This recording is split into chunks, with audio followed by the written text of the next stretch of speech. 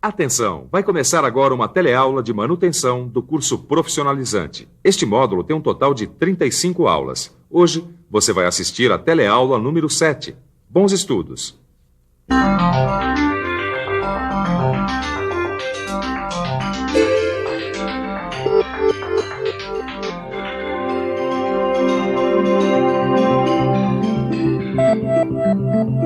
Imagine a seguinte situação. Você está tranquilamente operando a sua máquina e, de repente, o eixo quebra. E aí, o que fazer? Bom, o ideal seria fazer um outro eixo ou então importar um. Mas você sabe, isso quer dizer dias e dias de máquina parada e isso significa prejuízo. Só que existe uma solução para esse problema muito mais prática e barata: a soldagem de manutenção. Esse é o tema dessa e da próxima teleaula. Hoje você vai ver a diferença entre a soldagem de produção e de manutenção. Vai conhecer os procedimentos da soldagem de manutenção e vai ver ainda os tipos mais comuns de falhas que podem ocorrer numa peça ou componente de uma máquina ou equipamento.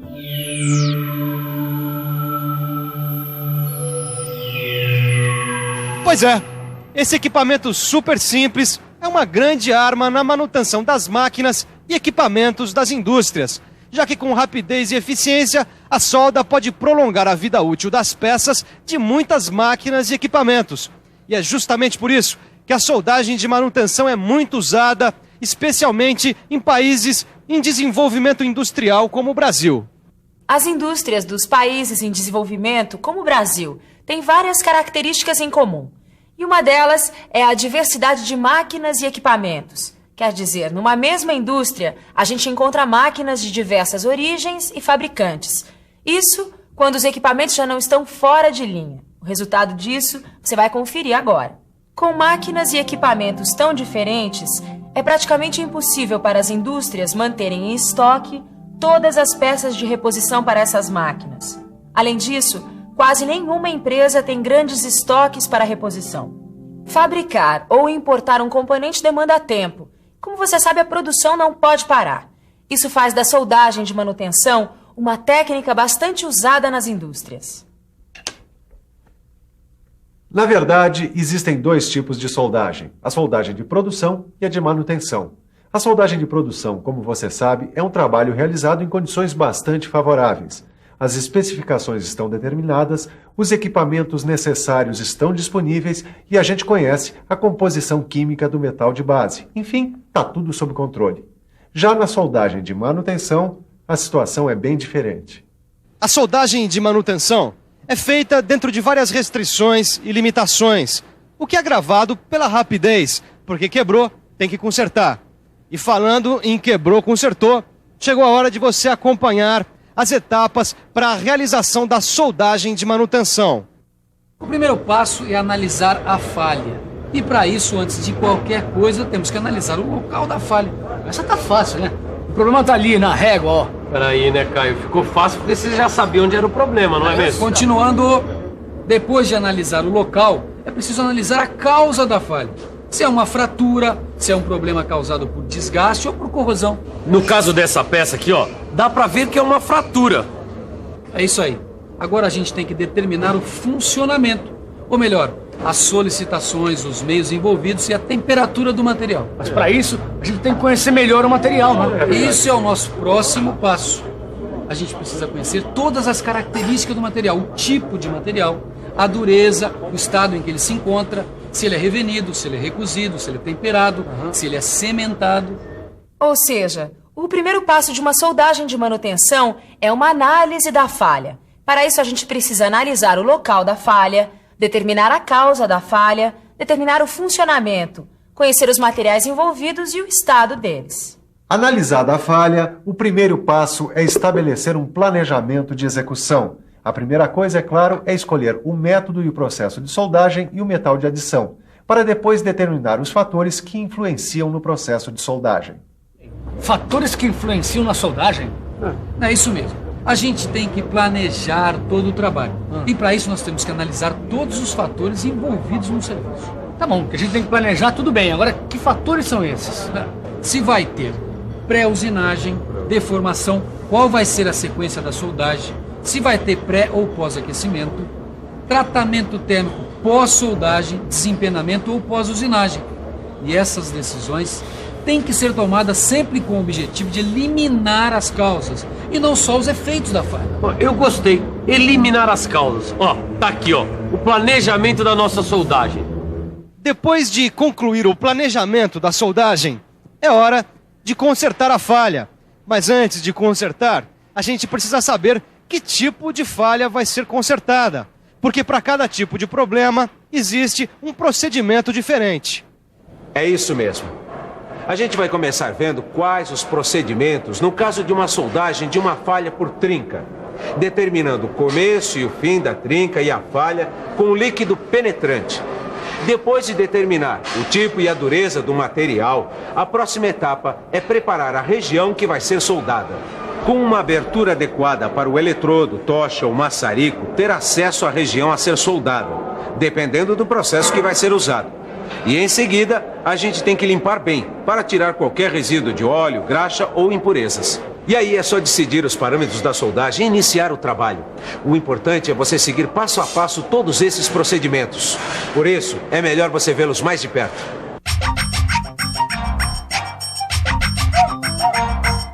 Depois de localizar e limpar o início e o fim da falha, é executado um ensaio na região da falha.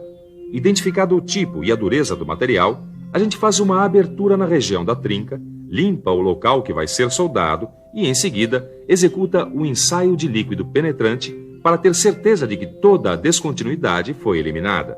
A seguir, a gente especifica o processo de soldagem e o metal de adição. Os parâmetros de soldagem, incluindo, quando necessário, a temperatura de pré- e pós-aquecimento e o tratamento térmico pós-soldagem.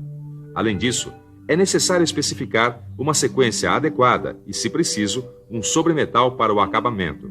E depois de soldar e fazer o acabamento, a gente executa um novo ensaio de líquido penetrante para garantir a qualidade da solda. Todos esses procedimentos são muito importantes para que a máquina mantenha todas as suas características mecânicas, continuando capaz de suportar as máximas solicitações exigidas durante o seu trabalho.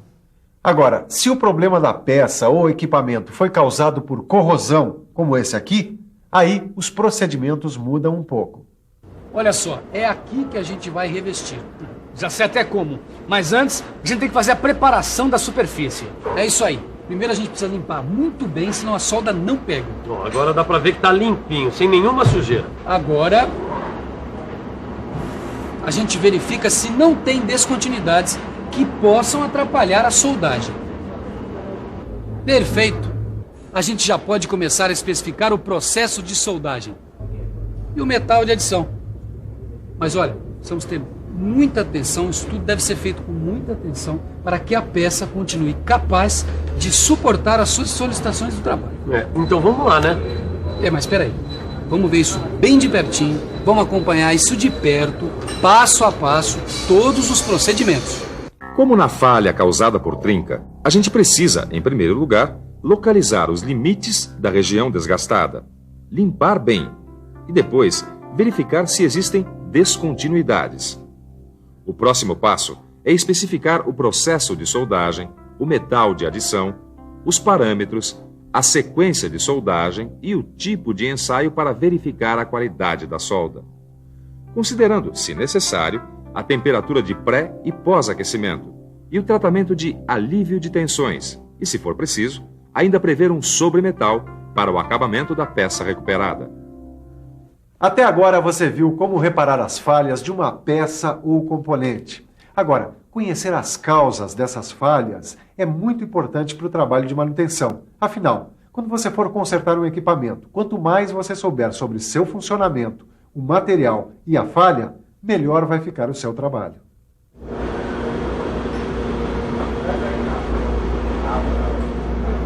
E essa falha aqui, como é que acontece, hein? Isso aí eu acredito. As falhas por fratura normalmente são causadas por uma trinca, que vai aumentando até quebrar. Aí fica assim. Mas isso é fácil de imaginar.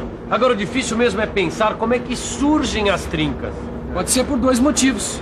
Ou muita solicitação no trabalho, ou pela própria fadiga do material. Outra situação de falha em equipamentos pode ser gerada pelo desgaste. Podem ser desgastes mecânicos, como abrasão, impacto, ou erosão, ou cavitação. Mas independente da causa, precisa-se tomar muito cuidado quando se for escolher o material de soldagem, que afinal de contas, a máquina ou equipamento precisa funcionar com segurança e eficiência depois do conserto. Dá só uma olhada. Essa falha foi causada por abrasão, que é um desgaste que ocorre entre superfícies que deslizam e giram. O atrito constante do carro no barramento provoca a abrasão, causando o desprendimento de partículas da superfície. Isso mesmo se as superfícies em contato forem polidas? Mesmo assim, porque essas partículas são microscópicas e elas tendem a se encaixar. Só que quando as superfícies entram em movimento entre si, a força do atrito gera calor. E esse calor faz as partículas se fundirem. E aí, fundidas, elas movimentam-se e a superfície sofre desgaste. Tá bom, mas como é que dá para recuperar essas superfícies, hein? Depositando um material mais duro e resistente através da solda. Já esse tipo de ferramenta está bastante sujeito a falhas por impacto. E quando isso acontece, o resultado são deformações e fraturas. Dá só uma olhada.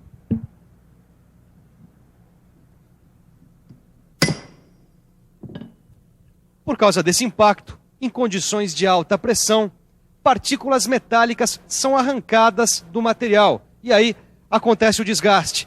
Geralmente, as mesmas regiões que sofrem impacto sofrem também abrasão. Outra falha muito comum nos materiais metálicos é a corrosão. Ela pode acontecer devido à umidade, acidez, alcalinidade, temperatura e até afinidade química entre os metais. Peraí, como assim? Peraí, Caio, você nunca viu na sua casa uma área corroída? Ah, claro que sim. Tem uma geladeira lá em casa, inclusive, que tá com corrosão. Agora, eu queria saber como é que acontece isso. Deixa que eu explico. É que a maioria dos metais e ligas metálicas, quando entra em contato com o oxigênio do ar, adquirem uma camada de óxido que o protege. Quando essa camada de óxido perde a impermeabilidade, a oxidação continua. Enfim, conhecendo os tipos de falhas, o próximo passo é escolher os eletrodos ou varetas que vão ser usados como material de adição nos processos de soldagem. E para escolher o material de adição mais adequado, é só consultar o seu livro. Mas antes de consultar o seu livro, fique de olho na revisão. E atenção, se liga aí que é hora da revisão. Na teleaula de hoje, você viu a diferença entre a soldagem de produção e de manutenção. Conheceu as etapas da soldagem em falhas por trinca ou fratura e por corrosão ou desgaste. E viu ainda como são causadas algumas dessas falhas. Na próxima teleaula tem mais. Mas por enquanto, o melhor é estudar bastante para poder acompanhar a segunda parte da soldagem de manutenção. Até a próxima!